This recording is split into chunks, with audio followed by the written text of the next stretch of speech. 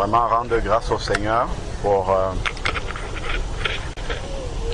ce jour qu'il avait mis à part déjà bien avant la fondation du monde, parce que le Seigneur voit dans sa préscience les choses qui vont arriver. Lui, il connaît d'avance le cheminement de chacun, ceux qui vont répondre favorablement à l'appel de la croix, ceux qui ne vont pas répondre. Il le sait d'avance. Nous découvrons aujourd'hui le plan que Dieu avait déjà pour la vie de Jean-Emmanuel.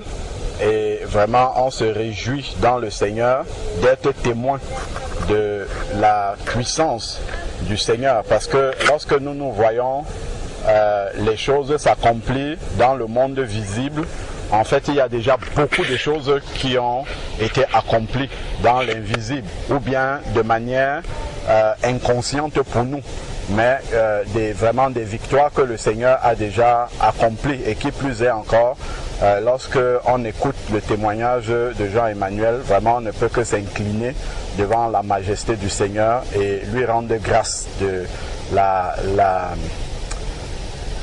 comment dire, de l'amour que Dieu a et l'infinie sagesse que le Seigneur a dans la manière dont il agit dans une vie pour pouvoir attirer une âme jusqu'à lui. Le projet que Dieu a, tel que la parole de Dieu nous dit, c'est que tous les hommes soient sauvés. Ça, c'est vraiment la volonté de Dieu. Le Seigneur veut que tous les hommes soient sauvés.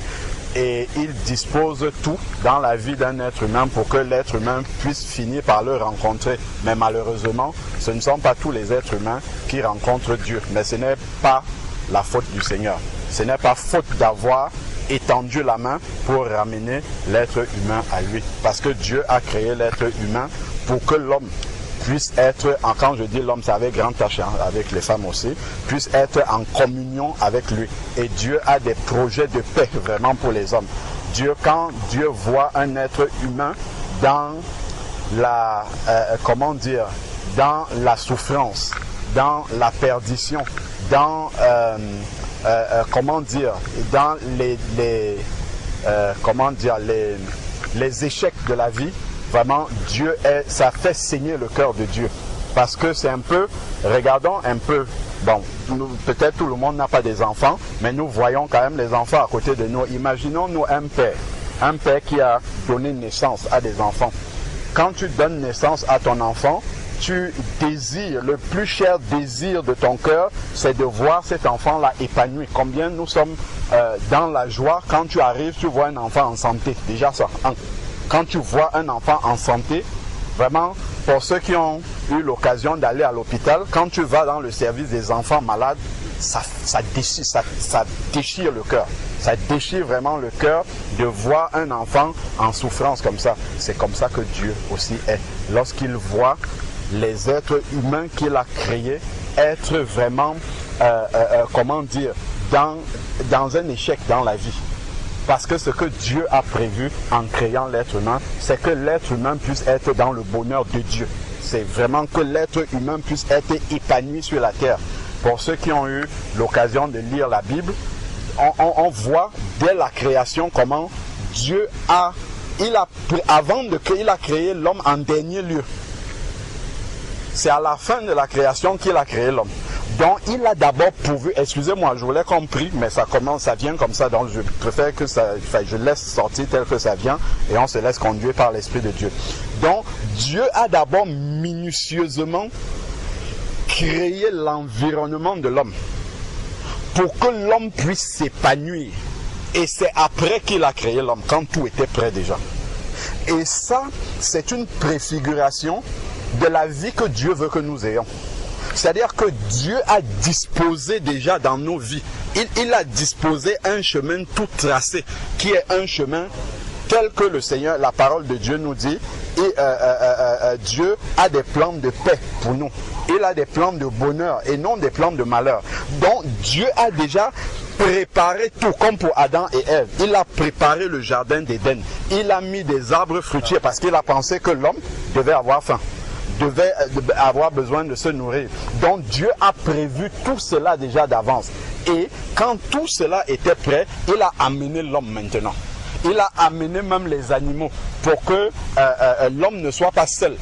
Et il a amené les animaux vers l'homme pour que l'homme donne des noms à ces animaux-là. Et après, ce n'est pas l'homme qui est venu se plaindre auprès de Dieu que, regarde, quand je vois tous ces animaux-là, je suis seul à être de cette nature-ci. C'est Dieu lui-même. Et ça nous montre vraiment le cœur que Dieu a pour l'être humain. C'est Dieu lui-même qui a regardé à l'homme. Il dit qu'il n'est pas bon que l'homme soit seul. C'est Dieu qui a fait ça. C'est lui qui a regardé. Il dit qu'il n'est pas bon que l'homme soit seul. Il faut que je lui fasse une aide semblable. Donc on voit comment Dieu est attentif aux besoins de l'homme et il anticipe. C'est-à-dire qu'il prépare les choses auxquelles l'homme n'a pas pensé. C'est-à-dire que ce que tu peux réfléchir et te dire que ça c'est bon pour moi, Dieu avait anticipé déjà. Il sait ce qui est meilleur pour toi. Et il dispose ça sur ton chemin pour que tu puisses entrer au bénéfice de tout ce qu'il a disposé pour toi. Ça c'est le cœur de Dieu. Ça c'est l'amour de Dieu. C'est ce que Dieu a fait avec Adam et Ève. Et c'est ce qu'il fait pour chacun de nous. Chaque être humain qui arrive sur la terre comme ça, Dieu a préparé son jardin d'Éden. Dieu a un jardin d'Éden pour celui-là. La question maintenant c'est que, est-ce que je vais voir le jardin d'Éden comme ça et passer à côté?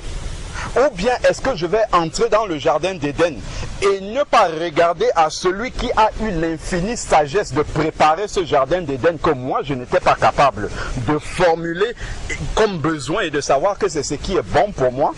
Est-ce que quand il va m'introduire dans ce jardin-là, je vais moi-même décider de me mettre à côté et de dire non? Le jardin d'Éden que Dieu a préparé là, ce n'est pas ce qui est bon pour moi. Et c'est ça, malheureusement, que l'être humain fait. Dieu a tout préparé dans sa sagesse infinie, ce qui est bon pour l'être humain. Mais l'être humain, lui, il pense avec son intelligence qui est limitée. Limitée pourquoi? Parce qu'il ne connaît pas ses lendemains. Nous avions décidé, et ça va être un sujet de remerciement lorsqu'on va élever la voix vers le Seigneur, que ce jour-ci, nous nous retrouvions ici pour conduire Jean-Emmanuel dans les eaux du baptême. Mais ça aurait pu ne pas arriver. La minute d'après ne nous appartient pas. Il y a toutes sortes de circonstances, parce que quand on décide de cela, le diable aussi se prépare pour empêcher que ça arrive. C'est-à-dire que autant Dieu prépare le jardin d'Éden, autant le diable multiplie des copies du jardin d'Éden à sa façon. Et malheureusement, souvent l'homme confond le jardin d'Éden de Dieu avec celui que le diable a préparé à côté. Et il va entrer dans ce jardin-là, et c'est là où il se sent à l'aise. Parce qu'il ne voit pas ce qu'il y a devant. Il ne voit pas ce qu'il y a devant lui. L'homme vit avec une satisfaction de ce que ses yeux voient à l'instant présent. Il ne sait pas ce qu'il attend demain. Mais Dieu, lui, il voit dans cette dimension future-là. Et il sait ce qui est bon pour nous. Et c'est pour ça qu'il commence, déjà, il nous met là où il faut pour être préparé à ce qui vient demain. C'est pour ça que Dieu va parfois permettre des épreuves, des difficultés dans la vie de l'être humain. Et ce n'est pas parce qu'il ne nous aime pas. Il va souvent nous amener dans un chemin où, si nous regardons avec les yeux d'un être humain, et surtout sur l'instant de maintenant, on va se dire, mais quand je vois la vie, si on dirait que Dieu t'a abandonné, alors que Dieu est en train de te conduire quelque part. Il est en train de faire un travail minutieux, parce qu'il sait ce qui va t'arriver demain. Et il sait que pour que tu arrives à t'en sortir demain, il faut que tu sois préparé aujourd'hui. Et s'il t'épargne cette épreuve, cette difficulté-là, demain tu ne seras pas prêt. Lorsque tu vas arriver devant cette montagne qui va se présenter devant toi, tu vas te mettre à l'écart. Donc, vraiment, regardons un instant, pensons un instant à ce cœur de Père que Dieu a. D'avoir disposé dans ce jardin d'Éden où chaque chose est à sa place pour contribuer au bonheur de l'être humain. Et que cet être humain-là soit en connexion, en communion avec Dieu. laisse-le. Soit en communion avec Dieu. Mais de la même manière qu'un père terrestre a tout acheté, tout disposé pour le bonheur de son enfant, imaginons nous, tu prends beaucoup d'argent, tu vas dans un magasin de jouets, tu achètes, je sais pas, pour un garçon, une grosse voiture comme ça, électrique, tout ce qui peut rendre un enfant de notre siècle si heureux. Tu viens, tu déposes ça à côté de lui. Lorsque tu arrives, tu vois que l'enfant a laissé tout ça. Il va dans l'herbe ou dans je ne sais pas quoi, et il commence à jouer avec des tessons de bouteilles. Des choses qui sont dangereuses pour lui, qui peuvent le couper, qui peuvent, comment dire, avoir une incidence sur son corps, qui peuvent le détruire. Voilà, c'est ça. Vous, nous, en tant que père, comment est-ce qu'on peut réagir? Regardons, ça c'est une pâle image de ce que Dieu reçoit. Parce que ce qu'on est en train d'exprimer là, c'est très peu par rapport à... Parce que ce qu'on dit, l'enfant, on peut rattraper. Mais Dieu, ce qu'il voit, c'est que nous sommes en train d'aller dans le lac de feu, vers la perdition. Nous sommes en train d'aller vers la condamnation éternelle en enfer. C'est ça que Dieu lui voit. Quand il voit un être humain qui ne se rapproche pas de lui, alors que tout est disposé, il a préparé tout d'avance. Quand il voit un être humain s'abandonner à sa propre sagesse et dire ce qui est bon pour ma vie, c'est ça. C'est mon projet de demain, c'est ceci, c'est cela. Il voit comment l'homme compte sur sa propre sagesse, sur la manière de se rendre heureux selon son intelligence. Dieu dit, mais ce n'est pas possible. C'est comme cet enfant-là qui laisse ce que le père a prévu pour lui. Le père qui est plus âgé que lui, donc qui connaît la vie, qui sait ce qui peut être bon pour son enfant et qui a déposé ça. Il voit l'enfant laisser tout cela et aller dans la cour, dans un environnement hostile, commencer à jouer avec des choses qui sont dangereuses pour lui. Le père est, son cœur saigne.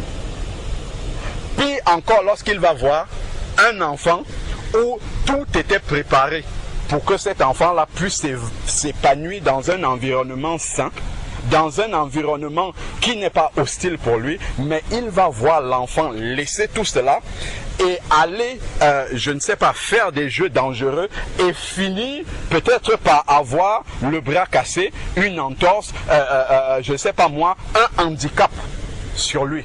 Le père qui a créé son enfant normal va retrouver l'enfant peut-être avec une main cassée, le bras dans le plat, ou bien une maladie terrible qui est provoquée par le manque de, comment dire, par la désobéissance, voilà, au chemin que Dieu avait mis devant lui. Imaginons un peu comment le cœur de Dieu peut saigner par rapport à ça. De voir que tout était préparé. Il y avait juste à ce que l'homme vienne et fasse confiance à Dieu par rapport à ça. Mais comme l'homme a voulu s'abandonner à sa propre sagesse, il est allé dans une direction, dans un Éden que Dieu n'avait pas préparé pour lui. Et qui est celui là où le diable l'attend pour le perdre, pour l'amener à la perdition. Parce que le diable donne une illusion de bonheur qui ressemble au bonheur en apparence, mais qui est très éphémère et qui te prépare à être perdu. Donc voilà vraiment une faible image de la manière dont Dieu regarde l'être humain en train de se débattre. Parfois, beaucoup cherchent le bonheur. Certains vont chercher dans l'alcool, d'autres vont chercher dans le travail, et ils vont faire de leur travail leur Dieu. D'autres vont faire de l'alcool leur Dieu, d'autres vont faire de la drogue leur Dieu, d'autres vont faire des femmes leur Dieu. En fait, ils cherchent un épanouissement, une satisfaction dans toutes ces choses-là qui sont pourtant des choses qui vont les détruire, qui sont pourtant des choses qui vont les éloigner vraiment de l'amour de Dieu, qui vont les conduire dans un Éden qui est hostile et qui ne peut provoquer que leur perdition, leur mort, leur séparation, leur destruction.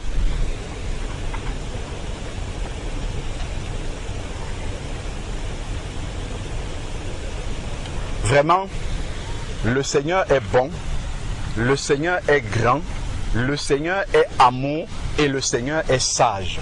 Il est vraiment sage. Il a préparé de bonnes choses pour l'être humain. Même les gens du siècle présent, de temps en temps, j'écoute le journal à la télé. Quand ils commencent à présenter, je crois que dans ces temps, c'est pour encourager les gens à aller en vacances dans la France. Ils font des reportages sur des lieux en France, ainsi de suite. Et vraiment, à ma, je ne sais pas si je peux dire grande surprise, mais en tout cas, c'est quelque chose qui m'a interpellé. Je les entends quand ils présentent un endroit vraiment joli, qui tape à l'œil, vraiment là où on voit la beauté de la création de Dieu. C'est pas l'être humain qui a fait. Ils disent qu'il y a un Éden là-bas. C'est comme ça qu'ils disent, hein. Ils utilisent cette expression-là. Ils disent que c'est un Éden. Donc même les êtres humains qui ne cherchent même pas Dieu reconnaissent que je ne peux même pas dire qu'ils reconnaissent. C'est-à-dire que même quand l'être humain veut fuir Dieu, c'est en lui. Parce que c'est Dieu qui a créé les êtres humains. Regardons un peu dans un avion. Si l'avion se prépare à cracher, les cœurs les plus durs vont commencer à dire « Oh mon Dieu !» Quand quelqu'un est dans une situation difficile, où ça s'échappe de sa bouche, je dis même le plus incrédule, il va dire « Oh mon Dieu, qu'est-ce qui m'arrive? Oh mon Dieu, ceci !» Parce qu'il n'a pas réfléchi, c'est sorti spontanément. Parce que dans le cœur de l'être humain, Dieu a mis... La Bible appelle ça la pensée de l'éternité. Mais c'est que dans l'être humain, il y a un vide. Il y a un vide que seule la communion avec Dieu peut combler. Il peut chercher ça dans tout, comme on était en train de dire. Il peut chercher, que ce soit l'amour par exemple. Il y en a qui vont se marier avec une femme pour avoir l'amour. C'est bien le premier jour, la lune de miel, on monte, on descend. Après, quand vous commencez à vivre au quotidien, les défauts de la personne commencent à se présenter parce que l'être humain n'est pas parfait. On commence à dire, mais la personne que j'avais épousée là, est-ce que c'est vraiment elle? Oui, c'est elle. Même si c'est un enfant de Dieu, cet enfant de Dieu est encore sur le chemin du perfectionnement. Elle n'est pas encore parfaite. Donc il y a encore des manquements qui sont là. Il y a encore des défauts qui sont là. Donc moi qui suis venu pour avoir l'amour, je me rends compte que cette personne-là, déjà, n'est pas comblée totalement de l'amour qu'il lui faut. Donc ne peut pas donner suffisamment d'amour à quelqu'un d'autre. Parce que l'amour que tu donnes aux autres, c'est le débordement d'amour que tu as en toi-même déjà. Donc s'il y a un manquement d'amour, si tu n'es pas rempli d'amour, ça va être difficile de donner aux autres ce que tu n'as pas. Donc, comment donc être rempli suffisamment d'amour pour en donner à ceux qui n'en ont pas? De nous-mêmes, on ne peut pas. On ne peut pas. L'homme est un éternel insatisfait.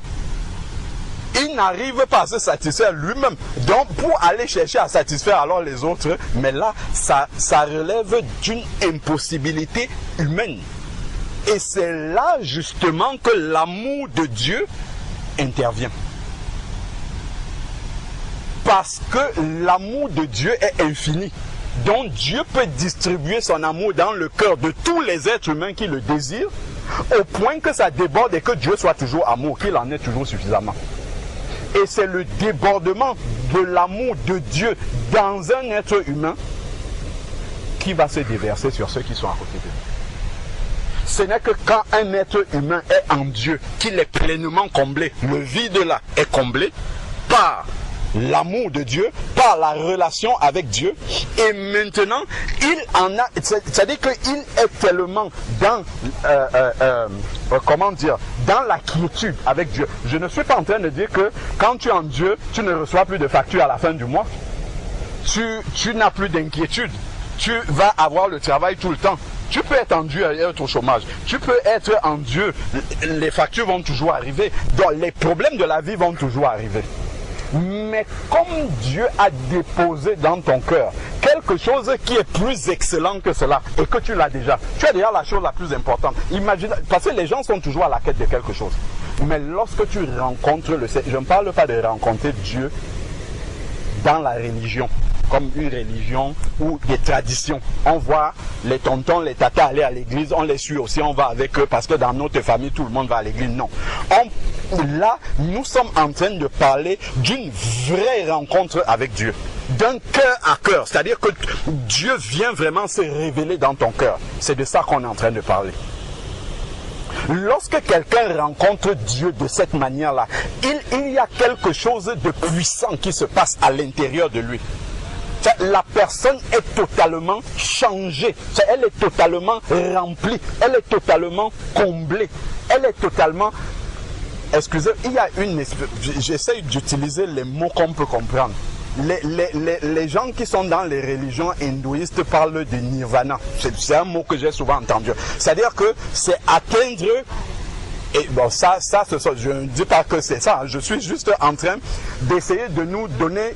Et les hommes, en fait, même le nirvana dont ils parlent là, en fait, c'est Dieu qui sont en train de chercher, toujours.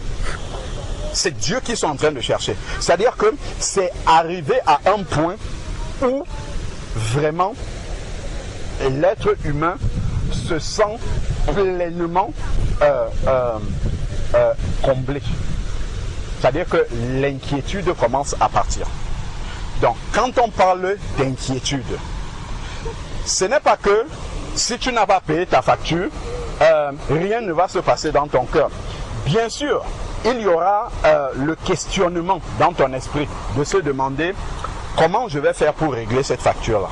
Mais comme tu as une relation personnelle avec Dieu et que au fur et à mesure que tu vas grandir dans la connaissance de ce Dieu-là, tu vas réaliser la grandeur qu'il a, la richesse qu'il y a, parce qu'il s'appelle aussi Yahvé Jireh, c'est lui qui pourvoit.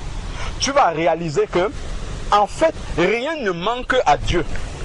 Et si rien ne lui manque, il n'y a rien qui ne peut pourvoir aux besoins de ses enfants qui sont là. Si nous sommes un parent et que nous avons les moyens, je ne peux pas voir ma fille marcher pieds nus alors que je sais qu'elle peut se faire mal et qu'elle a besoin de chaussures. Tout de suite, je vais acheter, je vais lui donner.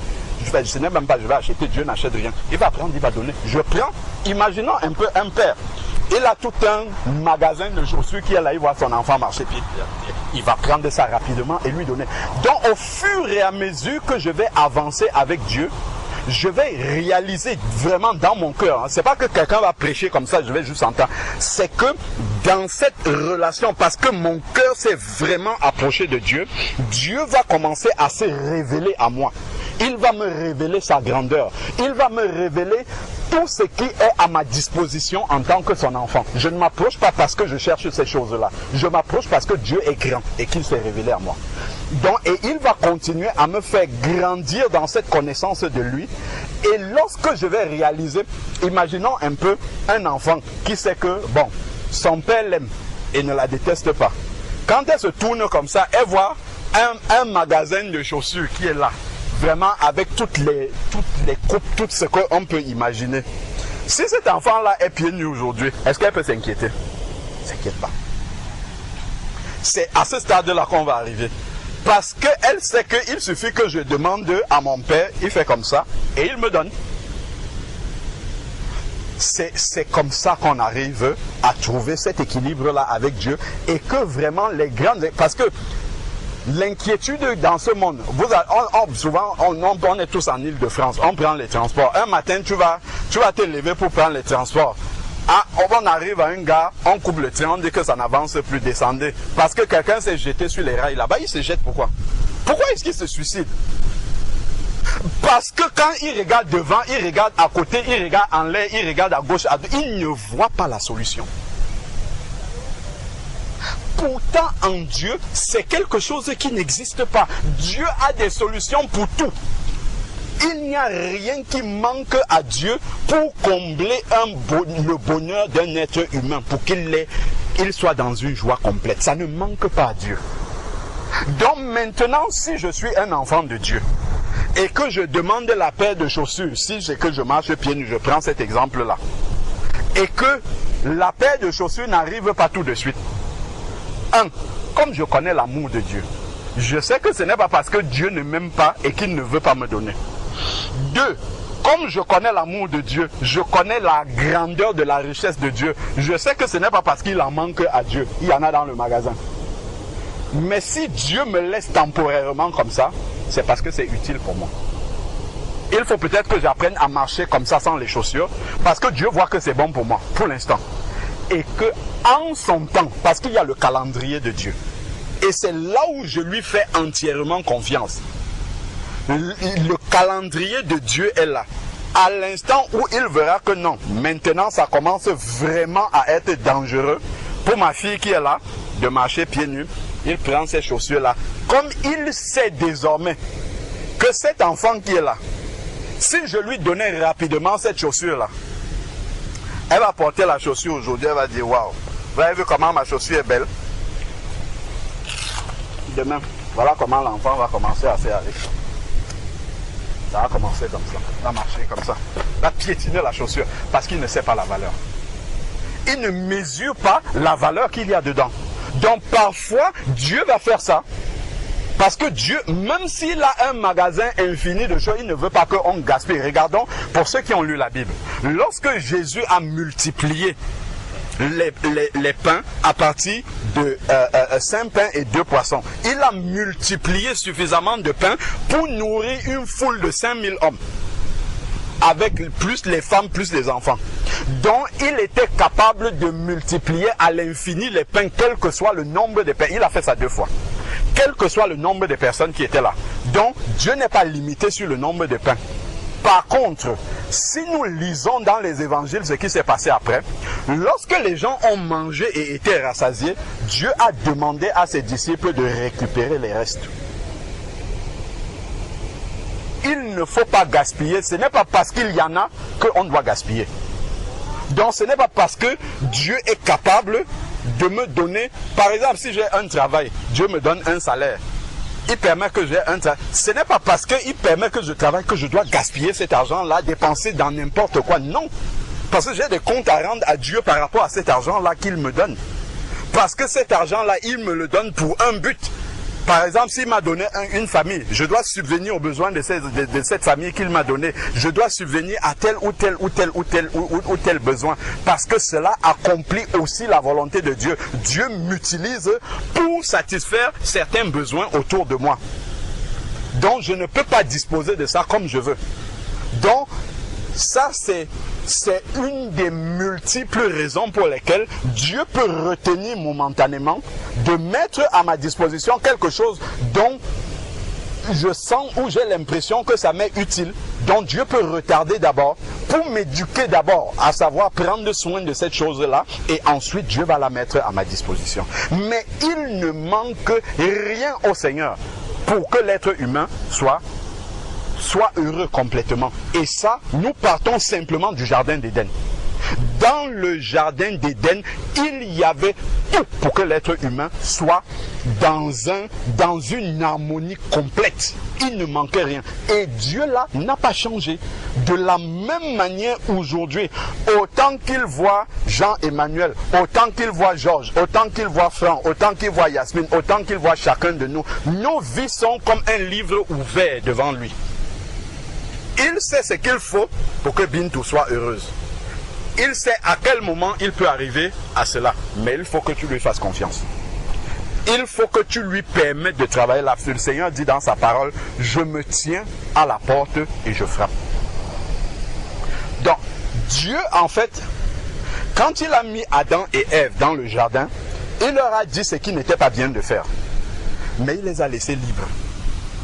Il n'est pas venu dire, je prends la ceinture ici, si tu essayes de toujours... Non, il les a laissés libres. Parce que Dieu veut que l'être humain s'approche de lui volontairement. C'est une relation d'amour entre Dieu. Si les mariages forcés, on en a entendu parler, les mariages forcés, ce n'est jamais quelque chose de bien. Lorsque on force quelqu'un, on ne peut pas forcer l'amour. Un amour qui est forcé, c'est faux. En fait, il ne peut pas avoir l'épanouissement dedans. il ne peut pas avoir, comment dire, la satisfaction, le bonheur dedans. Donc Dieu ne force pas cet amour-là.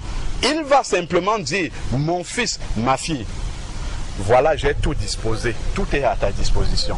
Je mets devant toi la porte du bonheur et de l'autre côté là-bas, c'est la porte du malheur. Je te conseille de choisir la porte du bonheur où il y a tout qui t'attend là-bas. Et maintenant, dans cet amour de Dieu qui a pris, comment dire, qui par amour pour toi t'a révélé ce qui était bon, c'est là que tu vas te dire, waouh, qu'est-ce que j'ai fait? Quand je regarde ma vie, je vois que je ne cherche même pas ce Dieu-là. Je ne fais aucun effort pour pouvoir m'approcher de lui. Comment est-ce qu'il s'est arrêté et qu'il a vu ma vie et qu'il a pris le temps, la peine de me conseiller et dire, ça là, ça c'est le chemin qui est bon pour toi mon fils. Ça c'est le chemin qui est bon pour toi ma fille. Parce que ce dans quoi tu es en train de t'engager là, voilà comment est-ce que ça va te détruire. Voilà comment Satan va utiliser cela pour te détruire déjà dans ce monde-ci. Et ensuite t'entraîner à la perdition, à l'enfer pour le monde qui vient après. Donc l'Éden était là, complet, il y a tout dedans. Il se tient à la porte maintenant, il frappe et il attend. Mon fils, ma fille, je suis là et je frappe à la porte de ton cœur. Il dit celui qui entend ma voix. La première chose, c'est d'entendre la voix du Seigneur. Parce que Dieu a plusieurs manières de frapper. Quand on dit qu'il frappe à la porte, ce n'est pas que tu vas rester chez toi, tu es couché dans ta chambre et tu entends toc, toc, toc, toc, toc, toc, je suis en train d'entrer. Non, c'est une image en fait que le Saint-Esprit utilise dans la Bible pour dire comment Dieu se présente à l'être humain. Il va frapper à la porte de ta vie, en réalité c'est ça, hein, quand il dit frappe à la porte de ton cœur, il va frapper à la porte de ta vie de différentes façons. Pour chacun, il utilise des moyens différents. Il peut te faire passer, il peut permettre qu'il arrive dans ta vie un événement où toi-même tu te rends compte que ta vie a été épargnée de justesse et que ce n'est pas par ta sagesse. Non, on a connu un frère ivoirien d'ailleurs, qui était dans une assemblée avec laquelle on persévérait à Vitry-sur-Seine. Le frère ivoirien là nous avait raconté qu'un jour, il était au pays, dans un car. Un car qui partait dans un village. Vous voyez les grands cars costés à la 70 places. Ils sont en train de partir et arriver dans une partie du chemin où il n'y avait pas de village, c'est vraiment un coin perdu. Accident. 69 personnes sont mortes, il est resté seul vivant. Tout le monde aime le chauffeur, tout le monde, ils sont tous morts. Le frère est sorti. Je ne sais même pas s'il était déjà frère Alexandre. Je crois que non, il n'était même pas encore enfant de Dieu. Il est sorti. C'est lui qui commence à regarder. Est-ce qu'il y a des personnes qui sont encore vivantes là? Il commence à marcher pour aller chercher le secours. Le frère, il a marché sur des kilomètres et des kilomètres. Vous voyez, c'est pas comme ici où il y a le téléphone, tu peux appeler. Il n'y a rien. Il a marché jusqu'à aller trouver les secours dans un village. Les gens sont revenus et tout. C'est comme ça que Dieu a frappé à la porte de la vie de ce frère-là. C'est là où il a commencé à se poser des questions. Regardons, qu'est-ce que moi j'ai fait pour choisir la place là où on m'a mis là, pour que je puisse voyager? Pourquoi tout mon voisin qui est à gauche est décédé, celui de droite il est mort aussi? Qu'est-ce que moi j'ai fait pour ne pas mourir? Voilà comment pour celui-là Dieu a frappé à la porte de sa vie. Mais Dieu peut frapper, d'ailleurs je dis Dieu peut frapper, je vais donner un autre exemple, peut-être qu'on a entendu. Il y avait eu un vol Rio-Paris, un crash aérien là, Rio-Paris, je ne sais plus si c'était en 2010 ou quelque chose comme ça. J'avais suivi le témoignage d'un professeur d'université de Montpellier. Ce professeur d'université de Montpellier se trouvait à Rio au Brésil. Il devait revenir urgemment sur Paris et repartir sur Montpellier immédiatement parce qu'il avait des choses importantes à faire à l'université. Je ne sais pas si c'est un examen qu'il devait donner ou s'il devait tenir un jury. Je ne sais pas. Je ne me souviens pas de quel ordre d'importance avait sa présence à l'université à Montpellier. Ce prof-là, il arrive à l'aéroport. Je crois qu'il était en retard à Rio. Il est arrivé, il demande qu'on l'embarque. On venait de fermer l'embarquement. Il insiste, il dit qu'il faudrait impérativement que je sois à Paris. On lui dit non, les ports d'embarquement sont faits. Comme bon, c'est quand même, c'est une personnalité, il a fait appeler l'ambassade de France. Et l'ambassade de France a intervenu en disant que non, ce monsieur, il doit retourner. Enfin, la compagnie a dit non, je ne sais pas comment ça s'est passé. On n'a pas embarqué ce monsieur. La seule alternative, on vous met sur le vol d'après. Le vol où ce monsieur-là discutait pour entrer comme ça, c'est le vol Rio-Paris qui a craché. Il discutait comme ça pour s'installer et aller mourir. Il n'y a eu aucun survivant jusqu'aujourd'hui. Je ne sais même pas si on a retrouvé les épaves de cet avion-là. Et lorsqu'on interviewe ce monsieur-là à la télévision, c'est juste sa voix qu'on passait, le monsieur était en train de dire quelle chance il a eu, mais le monsieur continue sa vie comme ça. Regardons comment, en fait, le même Dieu peut frapper de manière similaire, à peu près, dans la vie de deux personnes, mais ces personnes-là réagissent d'une manière différente l'une de l'autre. Il y a un qui va dire, ah, c'est la chance. Ah, vraiment, j'ai eu beaucoup de chance. Et il continue sa vie. D'autres vont même prendre des résolutions dans leur vie, mais des résolutions qui n'apportent, en fait, qui ne changent, qui ne comblent pas ce vide-là. C'est pourquoi Dieu était en train de leur parler. Ils vont peut-être dire, ah, je vais un peu plus profiter de ma famille. Je vais diminuer mes heures à l'université pour prendre des vacances avec ma famille. Donc, il va aller dans ces choses qui, je ne dis pas que c'est mauvais de prendre des vacances avec sa famille, mais ce n'est pas pour ça que Dieu, là, s'est passé à côté de la mort. Dieu veut lui parler de quelque chose de plus profond, de vraiment qu'il remette sa présence sur la terre en question et de réaliser qu'en un instant, cette présence-là, sur la terre peut être ôtée. Le souffle de vie qu'il lui a donné ne lui appartient pas. Et aussi prof d'université qu'il est, avec toute la sagesse qu'il peut avoir, il n'est pas capable de différer sa mort. Il n'est pas capable de discerner que ah, ça là, ce chemin-ci peut m'amener à la mort. C'est Dieu qui est capable de le faire. Mais la démarche dans son cœur n'a pas été celle-là de réaliser que là où je suis, en fait, je ne suis pas maître de mon souffle de vie. Même si j'ai des responsabilités tellement importantes sur cette terre, où beaucoup de personnes m'attendent, à tout instant, cela peut m'être retiré. Même dans le cadre de l'exercice de cette activité que je crois tellement utile pour les hommes. Bah, s'il était mort, l'université de Montpellier n'allait pas fermer pour autant. On allait le remplacer, on forme les profs d'université tous les jours. Un autre prof allait venir prendre sa place et l'université allait continuer à tourner. Mais si il n'arrive pas vraiment à s'interroger, et c'est là où le cœur de l'homme est fermé. C'est-à-dire d'arriver et de dire vraiment, je ne sais, le Seigneur nous dit dans sa parole qu'il se révèle à tous ceux qui le cherchent. C'est-à-dire que même si cet homme-là se met comme ça et commence à parler même un langage que Dieu ne connaît pas en disant, vraiment s'il y a quelqu'un au-dessus de moi, je n'arrive pas à comprendre pourquoi je suis toujours en vie. Ce vol que je voulais prendre, pourquoi Seigneur, Dieu va venir lui parler d'une manière encore plus compréhensible. C'est-à-dire que si Dieu frappait toc toc toc, il va taper encore d'une manière qu'il puisse comprendre qu'il y a quelqu'un à la porte. Et qu'il faut qu'il se lève pour aller ouvrir.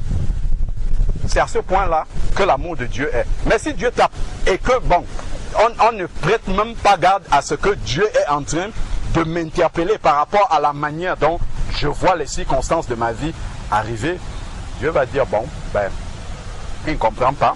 Peut-être devant, il va encore essayer d'une autre façon. Donc, c'est vraiment comme cela que Dieu, voilà, comme il dit, il se tient à la porte et il frappe. C'est à chacun maintenant. Dieu connaît la vie de chacun. Comme je disais, il sait de quelle manière est-ce qu'il faut qu'il tape à la porte de Aïcha pour qu'elle entende. Normalement, c'est suffisant. Le volume auquel il est en train de taper est suffisant pour qu'elle entende.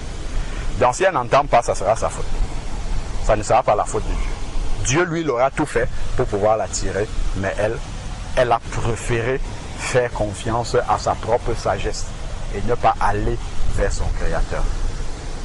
Donc vraiment, quand on commence à comprendre un peu, à discerner un peu vraiment la grandeur de l'amour de Dieu pour l'être humain, tout ce qu'il a disposé pour que l'être humain puisse être totalement comblé. Vraiment, ça fait mal de voir que la plupart de ce que Dieu a créé ne jouissent pas et ne bénéficient pas de ce que Dieu a prévu pour l'être humain. Mais que les hommes, les femmes de cette terre font confiance à leur propre sagesse, font confiance à leur propre définition du bonheur, qu'ils n'arrivent pas à trouver. Parce que même si tu vas voir Bill Gates, qui est censé être l'un des plus riches du monde, qui est censé être un grand philanthrope, qui fait les œuvres de bienfaisance à gauche, à droite, tu vas voir qu'il n'est pas heureux. Donc si tu peux discuter avec lui, il n'a pas atteint ce bonheur-là qu'il recherche. Certains vont rechercher ça, justement dans ces œuvres-là, apparemment données, surtout pas données en cachette. Quand il donne, il faut que la télévision soit là, qu'on publie dans les journaux qu'il a donné 5 milliards à gauche, à droite, ainsi de suite. Ils pensent trouver un bonheur là-dedans. Mais même, tu vois que malgré tout cela, il n'y a pas vraiment la simplicité de la joie que quelqu'un qui a réellement rencontré le Seigneur Jésus-Christ a, une joie simple.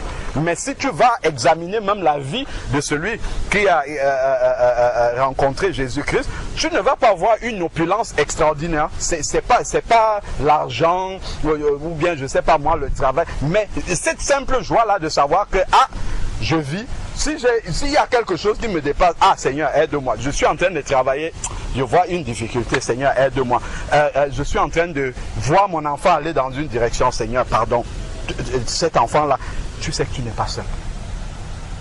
Tu sais que Dieu est là et il voit des choses que tu ne vois pas autour de toi. Et ça, c'est tellement encourageant et ça donne vraiment cet équilibre-là dans le cœur de l'être humain. Et comme on disait, les inquiétudes commencent à partir, les inquiétudes de ce monde-ci, et se transforment en sujet de prière que nous venons présenter au Seigneur à qui il ne manque rien. C'est ça vraiment que l'Éden que le Seigneur a prévu pour l'être humain. La question maintenant c'est, est-ce que je vais vouloir entrer et me réconcilier avec ce Dieu-là? Est-ce que je vais vouloir gratuitement accepter ce plan parfait qui est meilleur que celui auquel moi-même j'aurais pensé que Dieu est en train de me présenter? Dieu demande à l'être humain de se réconcilier avec lui, réconcilier avec son Créateur.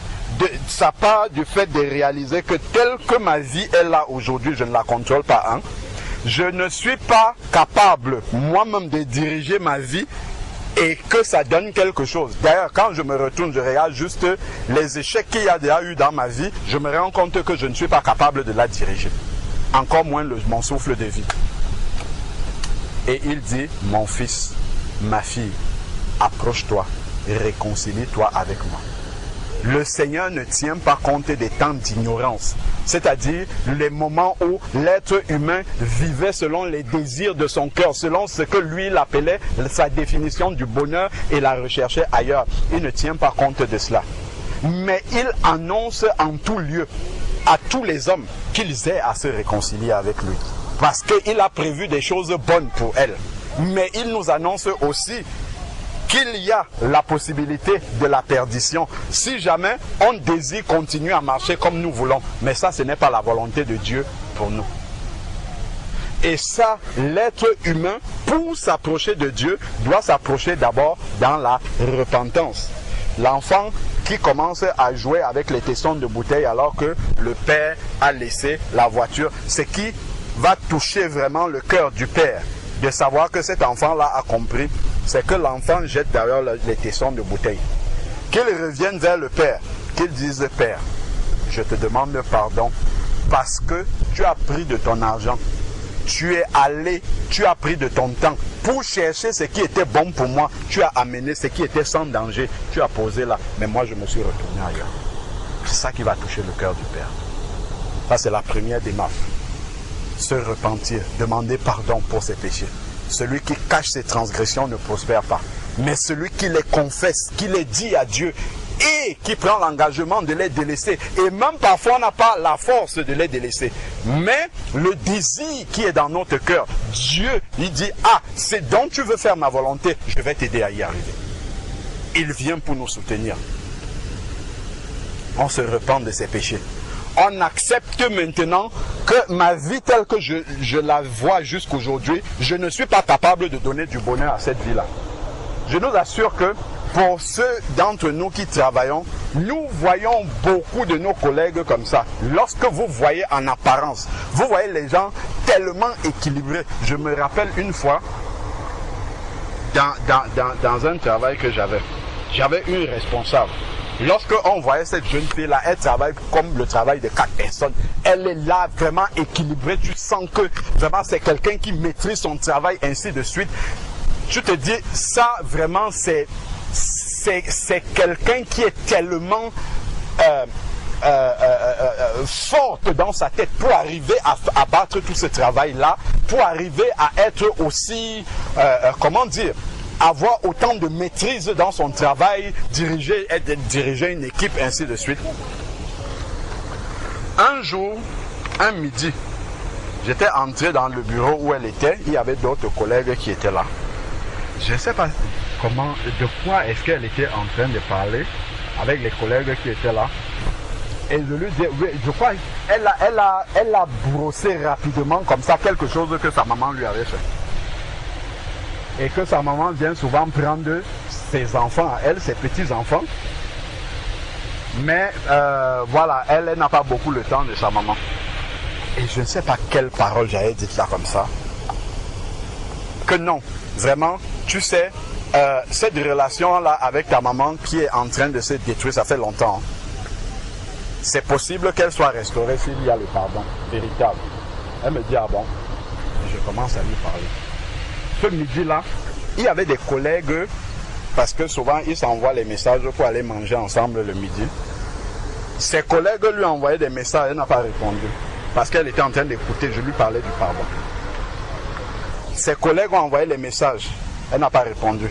Ils sont venus pour la chercher, elle a demandé de partir. Quelqu'un que tu voyais, tu te dis, cette personne-ci ne peut pas avoir besoin de Dieu dans sa vie. Parce qu'elle maîtrise tout, elle a tout ce qu'il faut. Dieu peut venir faire chercher quoi là-dedans dans sa vie. Qu'est-ce que Dieu peut lui apporter? Mais la dame avait un sérieux problème avec sa maman. Depuis toute petite, elle dit que sa maman était trop occupée par son travail, l'a toujours délaissée, mais a tout acheté pour qu'elle soit heureuse. Mais sa maman n'était pas là, elle s'occupait de sa carrière. Donc elle a évolué comme ça toute seule. Et elle avait pris la décision, à un moment donné, elle a dit à sa maman qu'elle a commencé à grandir, ne t'occupe plus de moi. Je vais travailler moi-même pour payer mes études. Je n'ai plus besoin de toi. Elle a coupé les ponts avec sa maman. Elle a cheminé dans la vie. Elle a réussi professionnellement. Et elle a dit à sa maman, j'ai réussi sans toi. Et lorsque sa maman vient chez elle pour prendre les petits-enfants, sa maman s'entend plus avec son mari. Et on voit qu'elle en souffrait beaucoup. Mais l'humilité de se tourner et dire à sa maman, vraiment, je me rends compte que, voilà.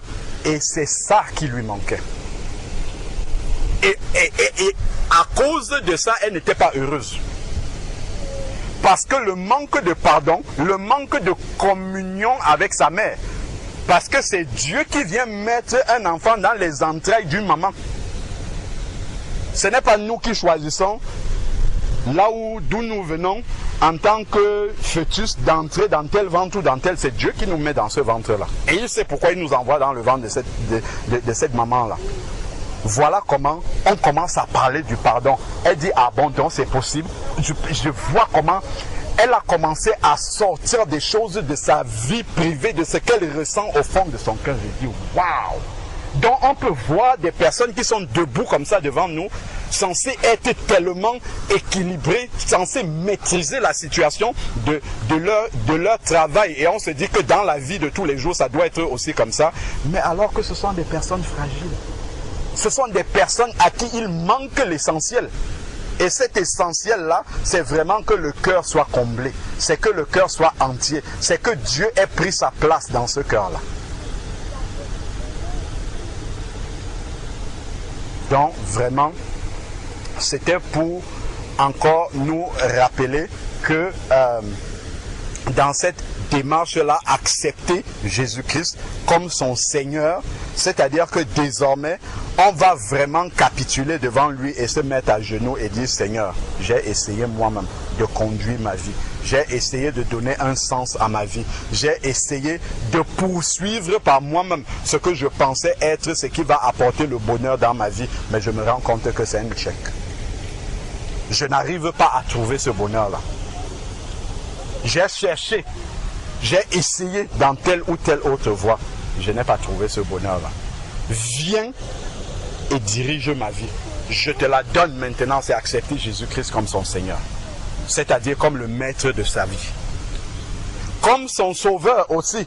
Parce que lorsque je regarde mon état, la Bible dit que le salaire du péché c'est la mort. C'est-à-dire c'est l'enfer, c'est la séparation éternelle d'avec Dieu. Mais le don gratuit de Dieu, c'est la vie éternelle en Jésus-Christ. C'est un don qui est gratuit. Seigneur, je veux de ce don-là. Accepter Jésus-Christ comme son sauveur. C'est-à-dire qu'il a pris ma place à la croix. C'est lui qui est mort à ma place. Lorsque Dieu me regarde, si je lui donne mes péchés par la repentance, Dieu ne voit plus le pécheur que j'étais avant. Il va voir son fils Jésus-Christ. C'est gratuit, c'est extraordinaire. Et c'est ça qui va me donner cette joie-là. Comment quelqu'un peut se suicider s'il sait que demain je peux aller au ciel? Non. Non. Seigneur, si tu me laisses, déjà je sais ce qui m'attend après là-bas. Ça va être le bonheur éternel auprès de Dieu. Parce que ici encore il y a les difficultés. Parce que Satan n'est pas encore enchaîné.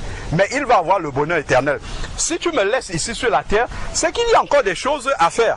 Il y a encore des mains, des personnes à qui je peux tendre la main. Il y a encore des personnes que je peux aider. Il y a encore des choses que je peux faire pour ma famille, pour mes parents, pour les uns, pour les autres, et ainsi de suite. C'est pour ça que je suis encore là. Donc je ne m'inquiète pas de demain. Et si je suis là aujourd'hui, même la difficulté, je dis non, Seigneur, si tu me laisses là, c'est parce que je suis encore utile entre tes mains. Et je veux vraiment que tu ouvres mes yeux pour que cette utilité-là, que je puisse réellement être utile à ces personnes que tu mets autour de moi. Et moi-même, me préparer à te rencontrer. Là, voilà le projet que Dieu a pour ma vie. De quoi je m'inquiète? La Bible dit ne vous inquiétez de rien. Je sais que désormais, je n'ai plus à m'inquiéter ni de demain, ni d'aujourd'hui, ni simplement rechercher la volonté de Dieu pour moi. Qu'est-ce que Dieu attend que je fasse aujourd'hui pour lui? C'est ça qui est mon seul sujet de préoccupation au quotidien. Un enfant qui est là, les petits enfants, ils ne se posent pas la question. Regardez un bébé quand il se lève le matin. Le bébé, quand il se réveille en pleurant pour demander son biberon, il ne se demande pas quel est le programme de ma journée. Il y a quelqu'un qui pense à ça. Ses parents pensent automatiquement au programme de la journée de l'enfant. Vont faire... Regardez Élie, le petit qui est là. Est-ce qu'il vous a demandé ce que vous avez déjà fait pour la rentrée? Il ne se pose aucune question sur sa rentrée là où il est là. Il sait que le jour de la rentrée, il aura son sac, neuf de préférence, avec les belles baskets. Papa, que tu travailles, que tu ne travailles pas. Et lui qui est là, il ne se pose aucune question par rapport à... Il sait que le jour de la rentrée, il aura ça. Et c'est ça qui va arriver. Et c'est pour ça qu'il ne va avoir aucune inquiétude par rapport à ça. La liste des cahiers même qu'il lui faut des livres, il ne sait même pas quelle est la liste de ces cahiers-là. Il ne sait pas. Mais il sait qu'à la rentrée, comme l'année dernière, il était déjà parti, il sait qu'il n'y a aucune raison qu'il ne parte pas cette année. Pourtant, il y a peut-être une situation dans la famille qui fait que là où il est là, il ne sait pas qu'il risque de ne pas aller à l'école l'année prochaine, mais il n'est même pas inquiet. Vous voyez ça? C'est comme ça que Dieu veut que nous soyons. Comme des enfants, parce que nous sommes entrés dans la maison du Père et nous savons que Dieu dispose de tout. Il n'y a rien qui lui manque. Comme l'enfant qui est là, il sait que comme ses parents ont toujours pourvu depuis qu'il est né, il sait que pour la rentrée qui va arriver là, ça va être comme d'habitude.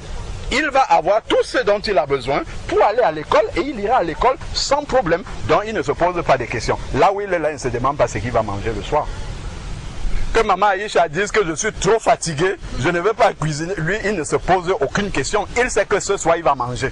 Il ne se pose pas cette question. Voilà comment, en fait, quelqu'un qui arrive au Seigneur, qui commence à comprendre qui est Dieu réellement, c'est dans cette insouciance-là qu'il est. Comme un enfant qui sait que son Dieu prend soin de lui parce qu'il l'appelle mon enfant. Et il est le Père par excellence. Et il sait ce qui est bon, ce qui est utile. Accepter Jésus-Christ comme le sauveur de sa vie, celui qui devient le maître de notre vie et qui prend le contrôle. Et une fois qu'on a fait cette démarche-là, on en arrive maintenant au point où il faut entrer dans la famille de Dieu officiellement. Il y a une démarche que Dieu a prévue pour ça et c'est ce que Jean-Emmanuel est venu faire aujourd'hui. C'est s'engager avec le Seigneur. Tout ce que nous avons dit là, ce sont des choses que Dieu a prévues déjà d'avance. Et il a mis à la disposition de l'être humain, il a frappé à la porte, ainsi de suite. Maintenant, lui, Jean-Emmanuel a entendu la voix du Seigneur, il a ouvert, il a dit non, quand je regarde ma vie, ça ne va pas, je vais me repentir. C'est repentir, il accepte Jésus et maintenant, il veut témoigner publiquement devant l'église du Seigneur, devant les anges que nous ne voyons pas, devant les passants qui sont là, que moi j'ai choisi d'appartenir à un autre maître maintenant, qui est Dieu. Jésus-Christ conduisant ma vie. Donc, la parole de Dieu dit, vous étiez morts par vos offenses. À cause du fait qu'on avait choisi un autre Éden, on était évident, on ne peut pas être dans deux Éden. On ne peut pas avoir un pied dans l'Éden de Satan et un pied, non. D'ailleurs, lorsque Adam et Ève ont péché dans le jardin, qu'est-ce qui s'est passé? Dieu les a expulsés. Ils sont sortis de l'Éden de Dieu. Ils ne sont pas restés dans l'Éden de Dieu. Donc, on peut aussi être dans l'autre Éden, et c'est souvent bien cela. Et quand on prend la décision d'accepter le Seigneur, on revient pour entrer dans l'Éden de Dieu. Et pour traverser la porte de l'entrée dans l'Éden de Dieu, c'est ce qu'on va voir là. Une fois qu'on est repenti, parce que si on te plonge dans l'eau là et que tu n'es pas repenti, c'est comme un bébé à qui tu donnes un bain. Il n'y a rien qui va changer. Donc, le Seigneur dit, vous étiez séparés de moi par vos offenses. Maintenant, quand nous avons un mort, il faut enterrer ce mort-là. Donc, on prend l'ancien Jean-Emmanuel qui était là, avec les péchés et toute sa vie ancienne. Et comme il est repenti, on va enterrer cette personne-là dans les eaux du baptême. Et on va prononcer le nom de Jésus, qui a l'autorité de redonner la vie, de donner naissance à une nouvelle personne qui va sortir de ces eaux-là. C'est quelque chose que nous ne voyons pas physiquement, mais qui spirituellement s'accomplit dans la puissance du nom de Jésus. C'est une nouvelle personne qui va sortir. Quand Jésus est sorti des eaux du baptême, le ciel s'est ouvert et une voix a parlé, a dit, celui-ci est mon fils. Lui, il appartient à ma famille. Donc le ciel ouvert veut dire, on le connaît désormais là-bas, c'est-à-dire que l'Éden, son nom est inscrit parmi ceux qui doivent vivre dans cet Éden. Et le Saint-Esprit est descendu sur Jésus, sur la forme corporelle d'une colombe. De la même manière, Jésus étant le chemin, la vérité et la vie, lorsque quelqu'un s'est repenti de ses péchés et sort des eaux du baptême, Dieu envoie son esprit se poser sur lui. Quand ce cœur est décidé à suivre vraiment le Seigneur, en réponse à cet engagement, parce qu'il a dit, je me tiens à la porte et je frappe, celui qui ouvre, j'entrerai. Et je souperai avec lui et lui avec moi. Donc, de quelle manière Dieu entre, c'est pas que Jésus va venir là physiquement, il envoie son esprit pour entrer dans cette vie. Et à partir du moment où son esprit entre dans cette vie-là, il devient le maître. Si on le laisse faire. Lorsque nous avons un maître, on a les maîtres selon la chair. Au travail, ton chef est capable de te dire fais ceci, tu dis moi je vais faire autre chose. Ça s'appelle là la désobéissance. Donc le Saint-Esprit est là pour diriger nos vies. Il peut nous montrer quelque chose, mais en toute âme et conscience, pas parce que nous ne savons pas ce qui est bon de faire, mais parce que notre cœur a décidé de faire autre chose, nous faisons autre chose. Donc le Saint-Esprit ne va pas venir nous forcer à faire la volonté de Dieu. Il va nous révéler la volonté de Dieu. Mais le baptême aussi, la parole de Dieu nous dit que c'est un engagement de bonne conscience. C'est-à-dire que tu prends la décision toi-même, en toute âme et conscience devant le Seigneur de faire sa volonté. Donc lorsqu'il va te montrer qu'est-ce qui est bon pour toi, qu'est-ce qu'il a prévu pour toi, tu vas obéir. C'est aussi ça l'engagement du baptême. Et après ça maintenant, le Seigneur a une vie tracée pour toi. Comme on discutait sur le chemin, ce n'est pas maintenant qu'elle commence. C'est maintenant que nous commençons à la voir. Mais Dieu avait commencé à travailler déjà dans ta vie. Comme la parole de Dieu dit, il a prévu d'avance des bonnes œuvres afin que nous les pratiquions. Donc il va commencer maintenant à ouvrir tes yeux sur ces œuvres-là qu'il a préparées d'avance pour que tu puisses marcher dans ces œuvres-là. Jusqu'à ce qu'il revienne pour te prendre. Donc voilà vraiment l'exhortation qui a commencé à sortir dans mon cœur par rapport à ça. Je vais quand même lire simplement quelques versets que j'avais notés, mais je ne vais pas les commenter. C'est simplement pour que ça puisse nous aider aussi à garder un support de ce que nous avions dit par rapport à la relation avec Dieu. Tel que nous disions, merci beaucoup frère, tel que nous disions en fait, la conversion, c'est une rencontre d'amour entre Dieu et l'être humain. C'est une relation, la rencontre entre deux cœurs, le cœur de l'être humain et le cœur de Dieu, et tout va partir de là. Et pendant toute la marche sur la terre, jusqu'à ce que Dieu te rappelle, soit en venant t'enlever comme il va enlever son église avec son église, ou bien par la mort, ça sera, tout va toujours partir de cette relation d'amour initiale. Même dans un couple sur la terre, ceux qui sont mariés, le couple va tenir si vraiment, dès le départ, ces cœurs-là, bien sûr, d'ailleurs, même les païens, même qui n'ont pas Dieu, eux, ils expérimentent même ça. Parce que c'est deux personnes qui se sont rencontrées et leurs cœurs réellement se sont engagés l'un pour l'autre. Réellement. Donc avec Dieu, si réellement notre cœur rencontre celui de Dieu et nous ouvrons notre cœur seul avec lui en le laissant s'installer là, tout ce que nous pourrons rencontrer dans notre marche chrétienne, on va toujours se souvenir de cet amour-là, ce que Dieu a fait initialement dans notre vie, comment nous l'avons accepté. Même si il arrive qu'on est sorti et qu'on s'est égaré, on va se souvenir de cet amour-là et on va revenir. C'est pour ça que dès le départ, la suite est très importante. La Bible dit qu'il vaut mieux la fin d'une chose que son commencement. Le baptême, c'est le début de la marche. Et ce chemin-là, il est long. C'est un chemin de... Dieu peut revenir, je ne dis pas Jésus peut revenir tout à l'heure, mais il peut revenir aussi dans très longtemps. Et nous laisser cheminer d'abord. Donc, il est important que le cœur, dès le départ, ait réellement reçu Jésus-Christ à l'intérieur. Toute la suite de la marche va en découler. Donc, je vais lire quelques versets si tu as de quoi, si nous avons de quoi noter, parce que ça là, ce n'est pas seulement pour Jean-Emmanuel.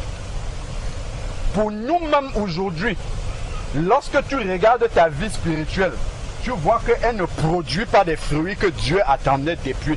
Il y a un diagnostic. Oui, il peut y avoir d'autres raisons, mais le premier diagnostic que je dois me poser, est-ce que dès le départ, mon cœur s'est réellement tourné vers le Seigneur par amour? Est-ce que l'amour de Dieu s'est réellement installé dans mon cœur? Est-ce que parce que si l'amour de Dieu n'est pas dans mon cœur, si je n'ai pas laissé réellement accepter l'amour de Dieu dans mon cœur, il va falloir que ce soit mon frère qui vienne me dire, frère, il faut que tu fasses comme ça. Et je vais commencer à faire ça pour lui faire plaisir. Si dans mon couple, il faut que ce soit mon père qui vienne me dire, comme tu as vu ta femme là, tu n'as pas vu qu'elle est fatiguée, est-ce que tu ne peux pas l'aider? S'il me dit ça une fois, peut-être c'est parce que je n'avais pas remarqué. Si demain encore il faut que ce soit mon père qu'il voit vraiment que ma femme est fatiguée et qu'il faut que je l'aide, on va commencer à se poser des questions. Est-ce que réellement dans mon cœur, l'amour, est-ce que j'ai réellement de l'amour pour elle? Ou tout au moins, est-ce que l'amour que j'avais au début pour elle est toujours le même aujourd'hui? D'où justement vraiment ce point de départ de l'amour lors de la rencontre avec le Seigneur et qui va nous faire, nous porter dans le désir de traverser toutes les épreuves qu'il y aura sur notre chemin, toutes les difficultés qu'il y aura dans notre marche chrétienne. C'est cet amour de Dieu qui va nous porter. Donc je lis Proverbe 23, verset 26. Voilà ce que le Seigneur nous dit. Proverbe 23, je nous donne juste les versets, je les lis. Et puis chacun pourra à la maison méditer dessus, voir où est-ce qu'il en est par rapport à cela et laisser Dieu sonder son cœur et voir si là où est-ce qu'il en est. Pour ceux qui ont déjà commencé la marche, le Seigneur dit dans le livre d'Apocalypse chapitre 3, lorsqu'il parle à l'église d'Éphèse qui s'était détournée un peu de son chemin, le Seigneur va dire, souviens-toi d'où tu es tombé, reviens et pratique tes premières œuvres. Il lui parle de l'amour, l'amour. Où est ton premier amour? Tu as abandonné ton premier amour. Pourtant, cette église-là faisait énormément de choses qui glorifiaient le Seigneur. Mais le Seigneur leur demande où est ton premier amour? Tu as abandonné ton premier amour. Donc, il doit avoir un premier amour. Il doit avoir un premier amour pour le Seigneur véritablement.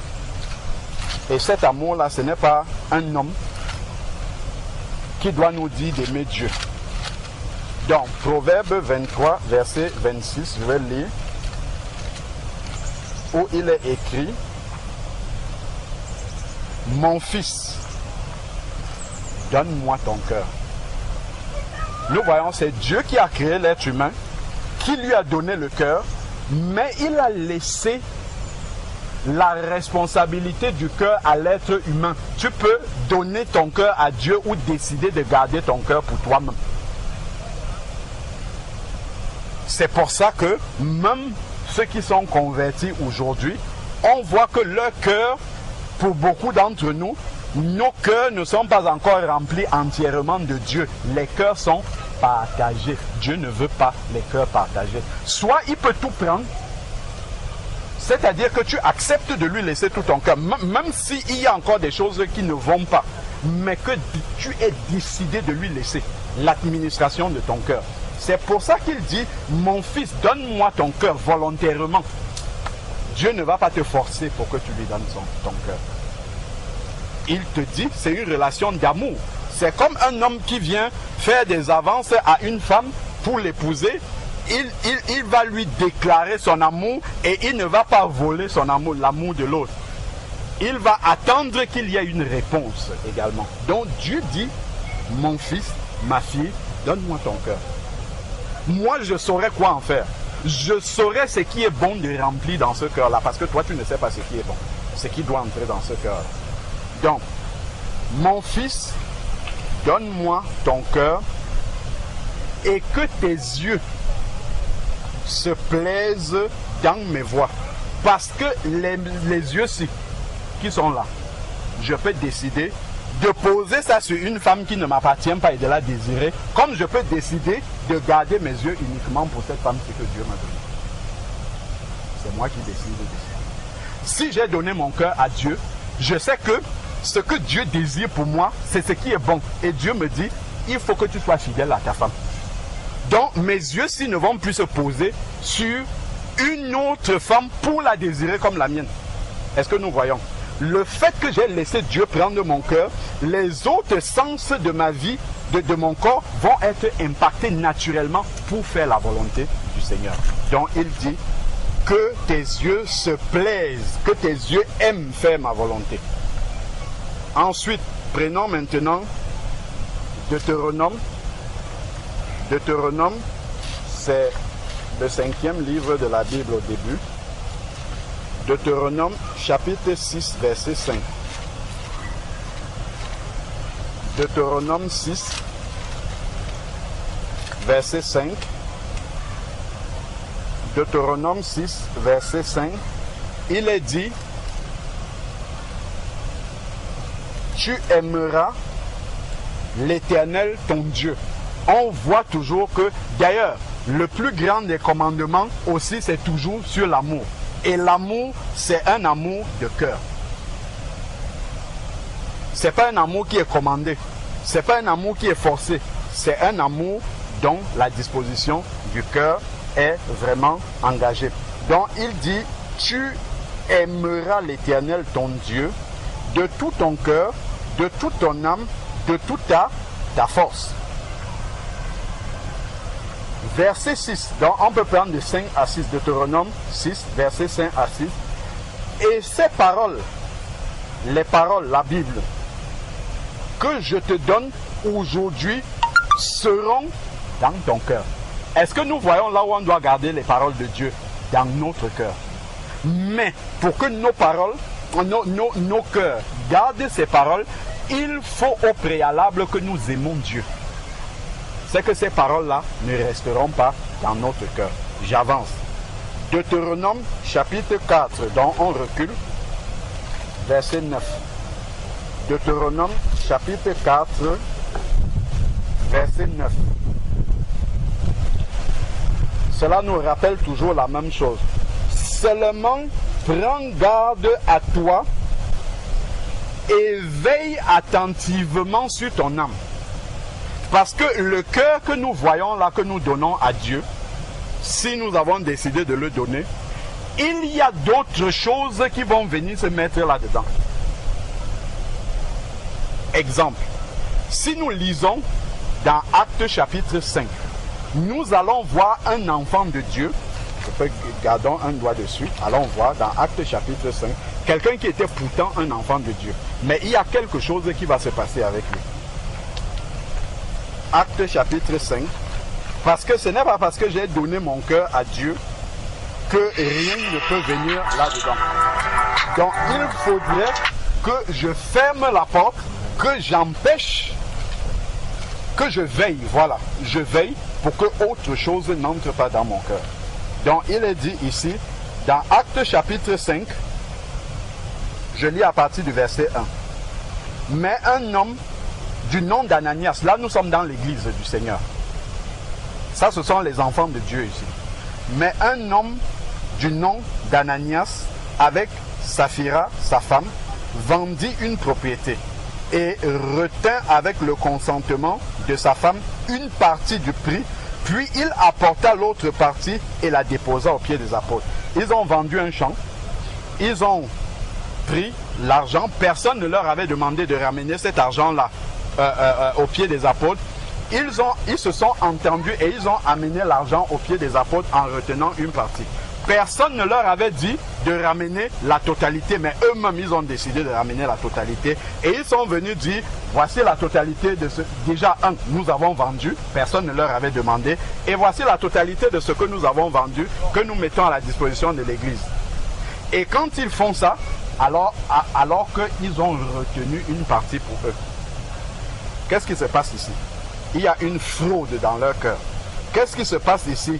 Pierre, un apôtre, Pierre lui dit, Ananias, pourquoi, ça c'est le verset sur lequel je nous interpelle, le Saint-Esprit nous interpelle, pourquoi Satan a-t-il rempli ton cœur au point de mentir à l'Esprit Saint et de retenir une partie du prix du champ? Est-ce que nous voyons un cœur qui est pourtant donné à Dieu, Satan peut venir le remplir si nous le laissons faire.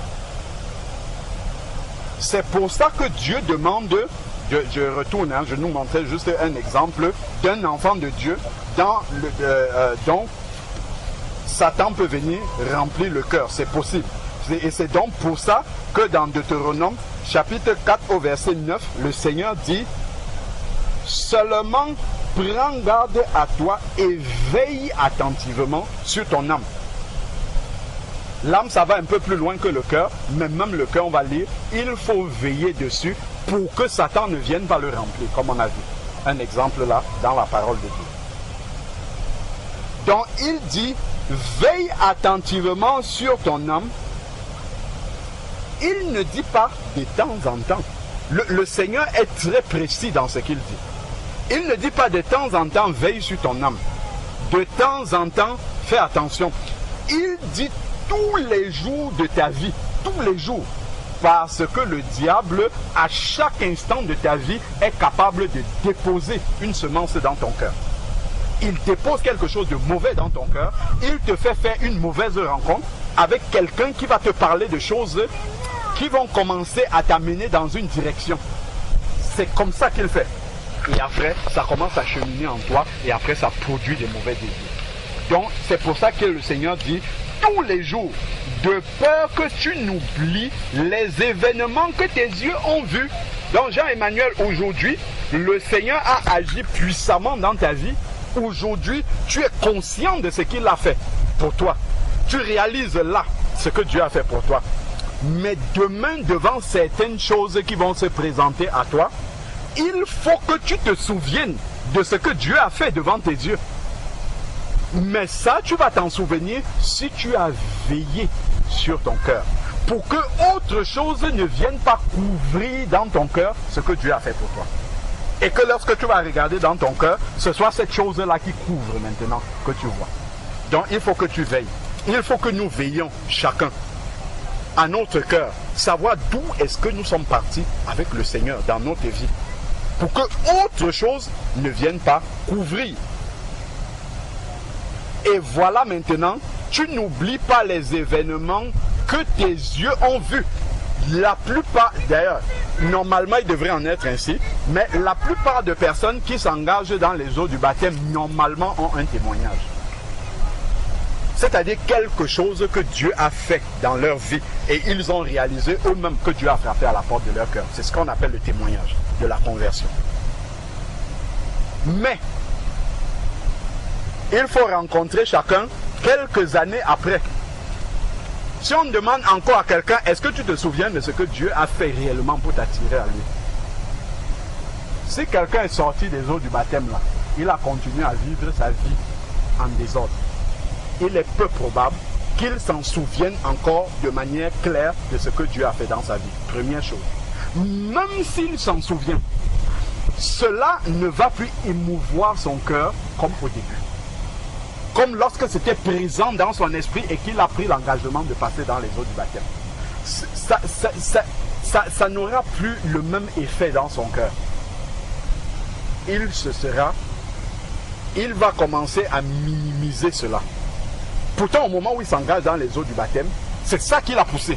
Parce que son cœur est touché. La Bible nous dit dans Actes chapitre 2 au verset 37 que ceux qui ont écouté la prédication de Pierre le jour de la Pentecôte ont eu le cœur vivement touché. Ce n'est pas un peu touché. Ils ont eu le cœur. Leur cœur a été touché. Et c'est eux qui ont dit Pierre et aux autres apôtres, frères, que ferons-nous donc pour être sauvés? Et Pierre va dire, repentez-vous et que chacun de vous soit baptisé au nom de Jésus-Christ. Le cœur d'abord avait été touché. Dès le départ, le cœur a été touché. Et c'est ça qui les a poussés maintenant à demander, maintenant que nous constatons que nous sommes loin de Dieu, qu'est-ce que nous pouvons faire pour nous rapprocher du Seigneur? Mais encore, il faut que dans leur marche, qu'ils veillent sur leur cœur pour se souvenir de ce qu'ils avaient entendu ce jour-là et la manière dont Dieu avait touché leur cœur. Pour que ça ne change pas, pour qu'ils ne changent pas de voie, pour qu'ils ne retournent pas à ce qu'ils ont vomi. C'est important de veiller sur le cœur. Excusez-moi, moi j'avais dit je lisais les versets, mais ça ne semble pas être exactement comme ça. Donc, vraiment, et voilà. Si on ne veille pas sur le cœur, qu'est-ce qui arrive? et qu'il s'éloigne de ton cœur. Que les souvenirs de ce que Dieu a fait pour toi s'éloignent de ton cœur. Et c'est comme ça, en fait, qu'on commence à s'éloigner du Seigneur. Parce que le souvenir de ce que Dieu a fait pour nous est en train de s'éloigner dans le cœur du cœur. Alors que ça devrait être le contraire. Lorsque tu rencontres Jésus-Christ, tu te repens de tes péchés, tu entres dans les eaux du baptême, tu ressors. Normalement, la Bible nous dit dans 1 Pierre chapitre 2, désirez comme des enfants nouveau-nés le lait non frelaté de la parole de Dieu. Comme un enfant vient de naître, on ne lui apprend pas à désirer le sein maternel. L'enfant naturellement veut téter. Il veut rester sur le sein maternel pour téter ce que Dieu a prévu que ça sorte. De la même manière, quand quelqu'un est né de nouveau, c'est comme ça qu'il désire la parole de Dieu. Si l'enfant ne désire pas le sein maternel et qu'on ne lui donne pas un lait de substitution, l'enfant sera malade et risque même de mourir. De la même manière, le fait de méditer la parole de Dieu comme ça, si réellement notre cœur a été touché par l'amour de Dieu, nous allons apprendre davantage à connaître ce Dieu-là. Et qu'est-ce que ça va produire? Ce que ça va produire, nous allons réaliser de plus en plus la grandeur de notre témoignage de la conversion. Au lieu que notre témoignage devienne de plus en plus petit dans notre cœur et que finalement on se dit qu'est-ce que Dieu a même fait pour moi, il n'a pas fait grand chose. Ça c'est parce qu'on s'est éloigné. Mais plus on se rapproche de Dieu, plus on réalise la grandeur de ce que Dieu a fait pour nous dès le départ. C'est ce que la parole de Dieu est en train de nous dire ici. Qu'il ne s'éloigne de ton cœur, fais-les connaître, parce que c'est dans ton cœur, de ton témoignage, fais-les connaître à tes enfants, à tes petits-enfants, ce que Dieu a fait pour toi. Je poursuis, ici, donc, nous étions dans Deutéronome 4, verset 9, Deutéronome 8, verset 2. Donc, nous pouvons noter, Deutéronome, Raphaël, si tu peux monter le comme ça, merci beaucoup. Tu peux t'attacher. Donc, Deutéronome, chapitre 8, verset 2. Deutéronome 8, verset 2 dit: tu te souviendras de tout le chemin que l'Éternel, ton Dieu, t'a fait faire pendant ces 40 ans dans le désert. Il parle toujours du souvenir de ce que Dieu a fait pour nous. C'est ça qui va nous garder. Du souvenir de la manière dont Dieu a agi dans notre vie. Donc, t'a fait faire pendant 40 ans du chemin qu'il t'a fait faire 40 ans dans le désert. Afin de t'humilier, on a parlé de cela, que Dieu ne nous donne pas directement, immédiatement, tout ce dont on pense qui est nécessaire pour nous. Et de t'éprouver dans un but par amour pour nous, pour reconnaître ce qu'il y a dans ton cœur. Donc Dieu va permettre aussi, on parlait tout à l'heure de l'exemple de la chaussure, de ne pas te la donner tout de suite pour voir ce qu'il y a dans ton cœur. Est-ce que parce que Dieu ne t'a pas donné la chaussure, tu vas commencer à murmurer contre lui? Qu'est-ce qu'il y a réellement dans ton cœur? Est-ce que c'est la confiance en Dieu? Donc voilà ce que le Seigneur est en train de nous dire ici au verset 2, pour voir ce qu'il y a dans ton cœur, et si tu observes ces commandements, oui ou non. Donc Dieu va éprouver nos cœurs pendant la marche avec lui. Ça ne doit pas être nouveau pour nous. Verset 14, toujours dans le même chapitre, Deutéronome 2, verset 14. Le Seigneur dit, prends garde. Donc il parle toujours de veiller.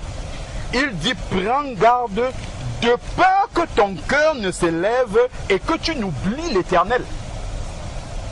Le cœur, je remplis mon cœur avec quoi? Avec ce que la télévision me dit ou avec ce que la parole de Dieu me dit? Avec ce qu'un ami, une amie qui ne connaît pas Dieu me dit ou avec les conseils de la parole de Dieu? C'est ça qui va déterminer ce que je vais faire. Comment je vais agir. Et le Seigneur demande de prendre garde, de peur que ton cœur ne s'élève et que tu n'oublies l'Éternel, ce qu'il a fait dans ta vie là. Ton Dieu, t'a fait sortir d'Égypte, c'est lui qui t'a délivré de la vie de péché dans laquelle tu étais, de la maison de la servitude. Que tu n'oublies cela. Ensuite, maintenant, prenons le psaume 119, verset 2. Le psaume 119, verset 2. Le psaume 119, verset 2. Le psaume 119, verset 2. Heureux ceux qui gardent ses préceptes. Donc, il y a l'obéissance maintenant qui suit la conversion. Heureux ceux qui gardent ses préceptes. Donc, le véritable bonheur dans le Seigneur, c'est en mettant en pratique la parole de Dieu. C'est en obéissant à sa parole qu'on va entrer de plus en plus dans le bénéfice complet du bonheur de cet Éden-là dont on parlait qu'il a prévu pour nous. C'est dans l'obéissance. C'est pour ça qu'il parle du bonheur d'être heureux. Heureux ceux qui gardent ses préceptes et qui le cherchent. Cherchent le Seigneur, mais pas de n'importe quelle façon. Regardons ce qu'il dit. De tout leur cœur. Pas avec un cœur partagé. Pas avec un cœur rempli de ses propres désirs. Mais de tout notre cœur. Seigneur, même si je ne connais pas, je ne sais pas ce qui est bon. Je ne sais, mais je veux venir avec tout mon cœur. Pour que toi-même, tu alignes mon cœur sur ce qui est bon. Pour moi-même. Parce que je ne connais pas. Donc, c'est cela. Donc, on continue. Proverbe, c'est juste après les psaumes. Proverbe, chapitre 3, verset 1. Proverbe 3, verset 1. Mon fils, n'oublie pas mon enseignement et que ton cœur garde mes commandements. C'est dans le cœur que nous gardons la volonté, les commandements de Dieu, les préceptes de Dieu. C'est dans le cœur que ça doit rester. Pourquoi? Parce que mon obéissance doit venir de mon cœur. Et si dès le départ, il n'y avait pas l'amour de Dieu dans mon cœur, ou si mon amour était tiède et partagé, l'obéissance forcément va être fonction de l'amour de Dieu qu'il y a dans mon cœur. Tout ce que nous sommes en train de dire est ce qui va soutenir celui qui s'engage dans la voie de Dieu pendant tout son cheminement. C'est ça qui va le garder. Parce que la voie du Seigneur, c'est un long chemin.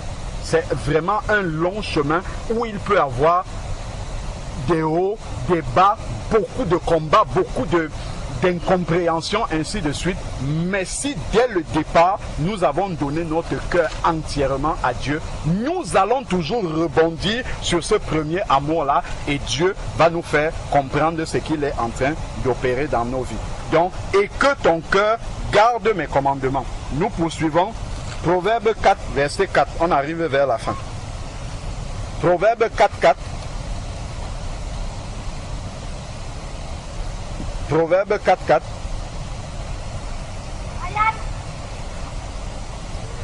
Il m'enseigne alors et me disait que ton cœur retienne mes paroles. C'est le cœur qui doit garder la parole de Dieu.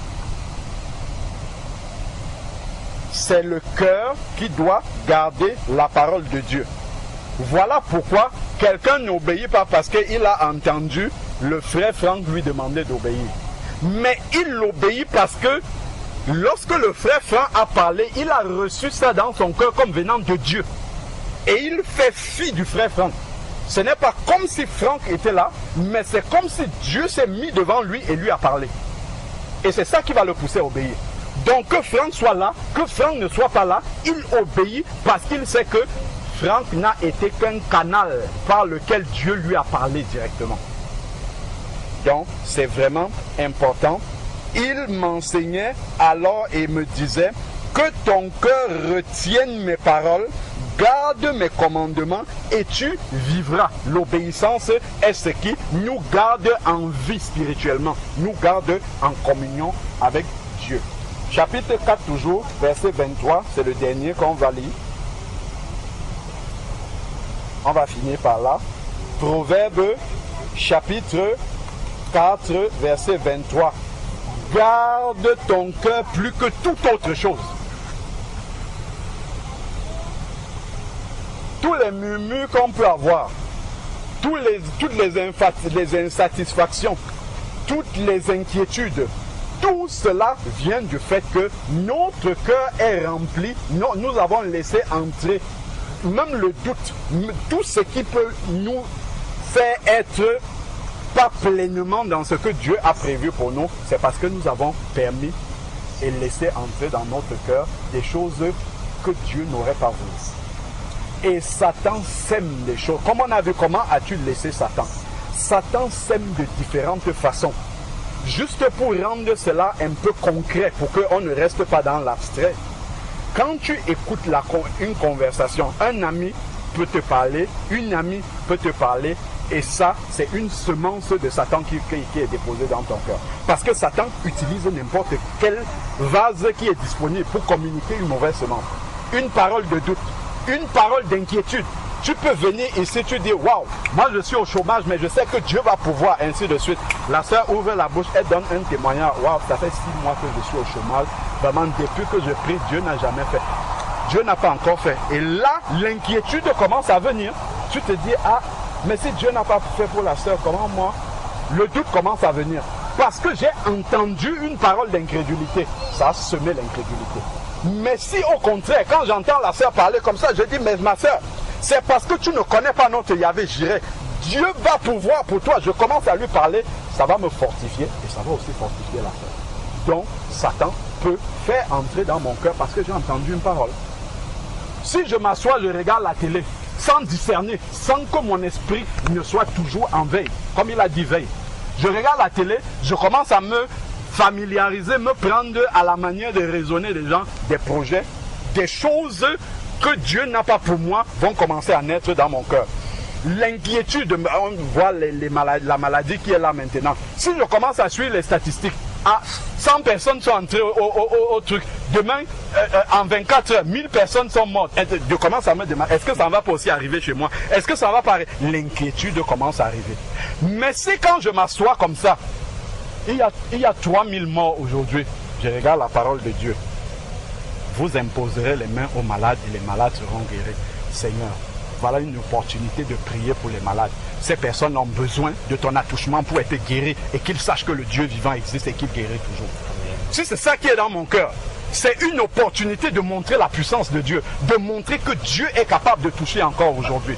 Seigneur, il y a des gens qui vont perdre leur emploi. Je prie vraiment qu'au travers de cela, même s'ils passent par la difficulté, que tu touches leur cœur. Que vraiment ils se rendent compte que s'ils avaient mis leur confiance dans leur travail, Seigneur, ce travail est passager. Il suffit juste d'un petit événement comme ça qui dure quelques mois pour que le travail saute et que la vie commence à tanguer. Donc ils se rendent compte que ce sur quoi ils ont bâti leur équilibre, l'équilibre de leur vie est fragile et qu'ils n'ont pas la maîtrise dessus. Seigneur, parle dans leur cœur. Qu'ils se rendent compte que lorsque tu ne diriges pas leur vie, elle peut aller à gauche, à droite, en haut, en bas. Ils n'ont aucune maîtrise de ça. Si c'est cela qui est dans mon cœur, mais gloire au Seigneur, quand je vais voir ça, je vois des opportunités. Mais si quand je suis assis, je regarde les informations, mon cœur ne veille pas, on dit 300 restaurateurs ont encore fermé aujourd'hui. Je travaille dans une restauration. Est-ce que ce n'est pas demain mon entreprise qui va aussi fermer? Est-ce que demain aussi, moi aussi, je ne vais pas perdre le travail? Ah, je vais me retrouver à Pôle emploi. Ah, je vais faire ceci. Ah, je vais faire cela, ainsi de suite. Si mon cœur ne veille pas, si mon cœur n'a pas confiance en ce Dieu-là, lorsque je regarde les informations comme ça, ça va venir polluer mon esprit. Et le doute va commencer à s'installer dans mon cœur. Et le manque de confiance va commencer à s'installer dans mon cœur. Je suis en train de vous parler, moi j'ai perdu mon travail aussi comme ça du jour au lendemain, la sœur qui est là aussi. Mais ce n'est pas ça, je suis resté 1 an et demi sans travailler, mais ce n'est pas ça qui m'a fait baisser la garde par rapport au Seigneur. Je ne dis pas que je suis meilleur, mais c'est quelque chose, je n'avais pas mis tout mon cœur là-dedans. Et autant marqué, le Seigneur a permis que je puisse avoir un travail et que je continue, tout comme la sœur qui est là, pareillement. Mais si j'avais voulu écouter, même à certains moments, quand je venais à la communion fraternelle, il y a des frères qui me voyaient me dire, frère, mais tu es au chômage depuis, c'est vrai que Dieu pourvoit, mais ça commence à mettre du temps. Si je mettais mon cœur là-dedans, moi-même j'allais commencer à douter et dire que c'est vrai quand même que ça commence, le temps commence à passer. Peut-être Dieu m'a oublié, hein, peut-être ceci, et Satan n'attend que ça. Il n'attend que ça, que tu commences à douter même un peu. Il va te construire, même s'il faut les songes, pour te montrer que non. Là où tu es engagé, hein, peut-être tu ne vas même plus jamais travailler. Peut-être tu n'auras plus jamais un travail comme celui que tu avais. Mais si vraiment, dans ton cœur, tu cherches le Seigneur en toute quiétude, sachant que au moment où il aura décidé, si c'est le travail, il va te donner. S'il veut pouvoir d'une autre façon, il va le faire. Tu ne laisses pas entrer une telle parole dans ton cœur. Quand le frère te parle comme ça, tu dis frère, laisse. Le Seigneur est vivant. Il est toujours assis sur le trône. Tous les patrons que tu vois là, la Bible dit que leur cœur est dans la main du Seigneur. Comme un torrent d'eau. Il incline dans un sens ou dans l'autre. Le jour où je vais m'asseoir comme ça, peut-être même sans entretien, on va m'appeler pour me prendre. Dieu pourvoit. Donc je ne m'inquiète pas par rapport à ça. Et le calendrier de Dieu n'est pas le mien. Frère, regarde, depuis que je suis au chômage, je ne suis jamais venu te dire qu'il manquait une baguette à la maison. Je mange toujours. Dieu pourvoit. Ça veut dire que Dieu pourvoit. Donc, il n'est pas, ce n'est pas demain qu'il ne va plus pouvoir. Il va continuer à pouvoir. Là, à l'instant où ça va sonner dans son agenda, on va me prendre. Et d'ailleurs, c'est ce qui s'est passé. À l'instant où ça a sonné, ce n'était pas comme si ça faisait 1 an et demi que je cherchais le travail. Quand je suis venu, on a dit, monsieur, le travail est pour vous. J'ai donné le témoignage. Parce que Dieu est là, il est vivant, il pourvoit. Il pourvoit. Mais si tu laisses cette inquiétude-là entrer parce que tu n'as pas veillé sur ton cœur, voilà comment tu vas commencer à t'inquiéter. Quand tu vas revenir à la communion fraternelle, vraiment mes frères, priez pour moi, ça commence à faire du temps. Je ne vois pas le travail arriver. Vraiment, priez pour moi, ça va toujours être ce sujet-là qui va revenir. Ça veut dire que l'inquiétude est déjà en train de s'installer dans ton cœur. Voilà pourquoi le Seigneur répète, il insiste, et nous finissons là, c'est de veiller sur le cœur, parce que c'est là que les semences vont venir se poser, ou bien la semence de Dieu, ou bien la semence de l'autre. Et l'autre, il pose sa semence comme ça, et puis il te laisse. Il sait que ça va tourner dans ta tête, tu vas commencer à te poser des questions, et voilà comment tu vas, commencer à manquer de confiance au Seigneur et sortir de la volonté de Dieu. Garde ton cœur plus que autre chose, car de lui, de ce cœur-là, viennent les sources de la vie. Amen. Amen. Donc vraiment, merci beaucoup frère. Tu veux couper? Donc voilà vraiment ce que j'avais dans le cœur, que le Saint-Esprit a déposé pour pouvoir nous exhorter. Donc, si quelqu'un a quelque chose à rajouter par rapport à ça, ou bien pour exhorter le frère, ou bien pour, nous éclairer encore davantage par rapport à ces paroles que nous venons d'entendre, qui ne sont pas uniquement des paroles pour quelqu'un qui s'engage dans les eaux du baptême, parce que les eaux du baptême, comme on a dit, ce n'est que le début du cheminement, mais tout au long de la marche, nous nous retournons, nous nous examinons, nous voyons comment est-ce que nous servons le Seigneur, et ça peut nous indiquer si réellement ce cœur-là nous veillons toujours dessus, si réellement nous suivons toujours Dieu avec le même amour, le même engagement, le même entrain, vraiment. Donc voilà un peu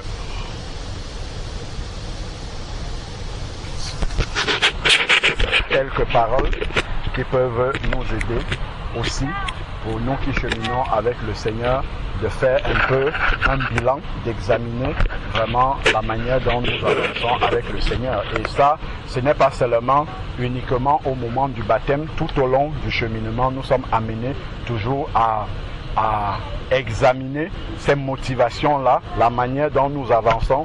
Ça nous montre si l'amour diminue dans notre cœur, si nous l'avions dès le départ, si ça diminue, si ça augmente, si c'est toujours là, si voilà, si c'est en train de partir. Amen.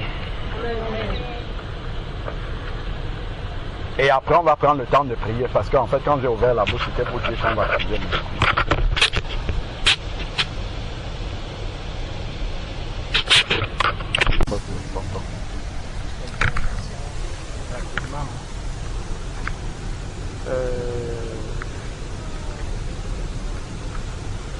Si nous prenons dans la parole de Dieu, dans le livre de Genèse.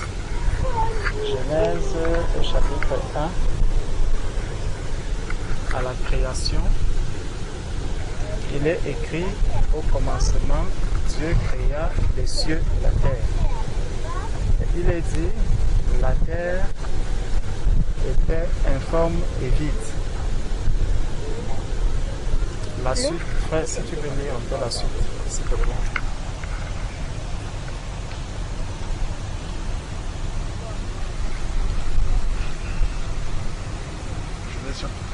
Ouais, les 3 premiers versets.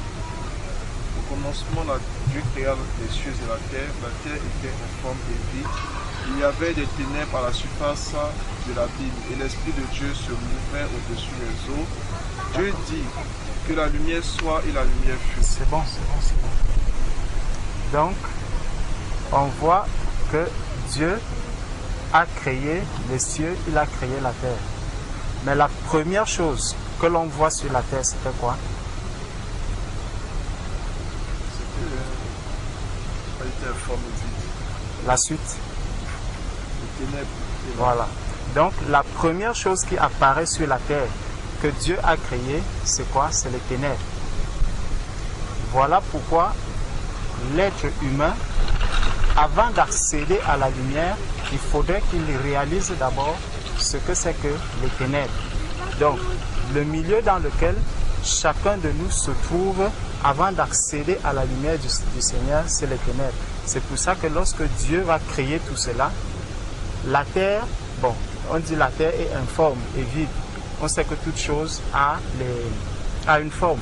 Mais il y a d'autres versions où il est écrit que la terre en fait était sous la... ça se redit où il est écrit que la terre était sous la puissance de l'ennemi. Donc il y a le désordre, en fait, il y avait le désordre. Et c'est ça qui a fait les ténèbres sur la terre. Et là, Dieu dit que la lumière soit. Donc le Seigneur apporte la lumière là où se trouvent les ténèbres. Est-ce que tu vois? Pour éclairer l'endroit qui était ténébreux. Et dès lors que la lumière arrive, et tu vois, c'est là que le Seigneur commence maintenant toute la suite du travail. Le Seigneur ne peut pas travailler dans les ténèbres.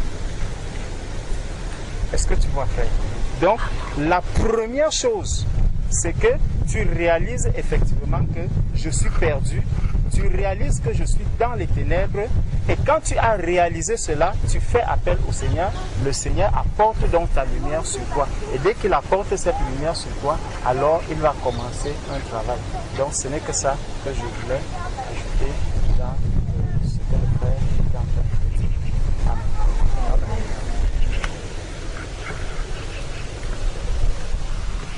C'est bon? Est-ce qu'il y a des questions? Parce qu'on a simplement demandé s'il y avait des compléments. Est-ce que vous avez des questions? Bintou, est-ce que tu as une question? Jean-Emmanuel, tu as des questions par rapport à ce qui a été dit? Est-ce que c'était clair pour vous? Vous avez bien compris le sens des messages qui ont été donnés? C'est bon? D'accord, gloire à Dieu. Dans tous les cas, vous aurez... Lui, il a déjà mon numéro.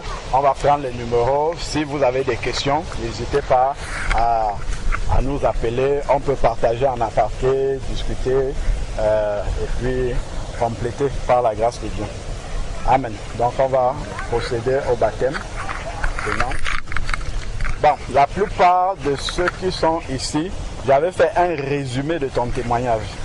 J'avais fait un résumé parce que j'avais été tellement touché par ton témoignage. J'avais fait un résumé, sinon habituellement, on donne à chacun de pouvoir, à moins que tu souhaites le faire quand même, hein, l'opportunité de pouvoir édifier l'Église sur son témoignage personnel, la manière dont Dieu a frappé à la porte de ton cœur. J'avais fait vraiment un short résumé, je t'enverrai comment j'avais résumé, tu verras si j'ai oublié des points, mais j'avais donné les grandes lignes de ce que tu avais partagé avec moi parce que ça m'avait vraiment beaucoup édifié aussi pour encourager l'Église par rapport à cela. Amen. Ça serait bien qu'ils nous disent quelques mots quand même. Comme on est venu sur place, on aimerait bien voir si tu es d'accord. Gloire à Dieu. Tu peux, après le baptême ou avant, vraiment sans toi libre, hein, c'est la famille, vraiment. Je sais pas quoi dire.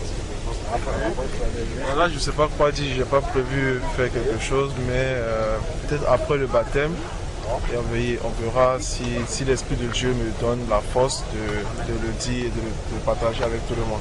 D'accord. Gloire à Dieu. Amen.